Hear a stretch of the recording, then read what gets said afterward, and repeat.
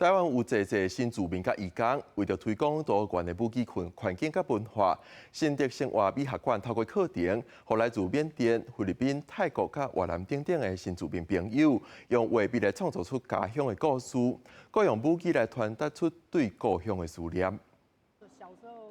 民国67年，就为缅甸来的蔡美玉，自细汉就爱画图，即摆用笔画出心目中的故乡。以前那个很贫困的年代哈，那个衣服破洞啊，或者不能穿啊，祖母就会在那边用针线帮我们补，缝好以后我们就很高兴的，还是很喜欢穿祖母做好的衣服这样。另外一个是对印尼过来台湾已经20外冬的朱丽辉，把专工画出家乡特色点心。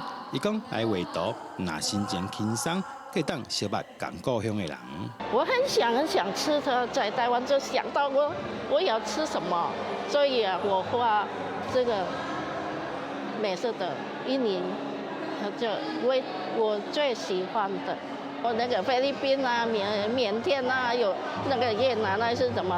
我说都有，印尼也有。新德生活美学馆自5年前开始举办新住民武艺创作计划，让新住民朋友用武艺发挥创意，画出心目中的故乡，而且佮帮因制作成绘本故事。透过文学来调试他们生活上的适应。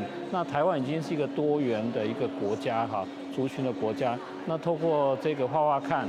然后能够促进我们族群之间的共融。现场有来自印尼、泰国、越南等等国家的新住民，用家己的母语分享故事，让大家体验不同国家族群的语言文化。记者杜君和新德报道。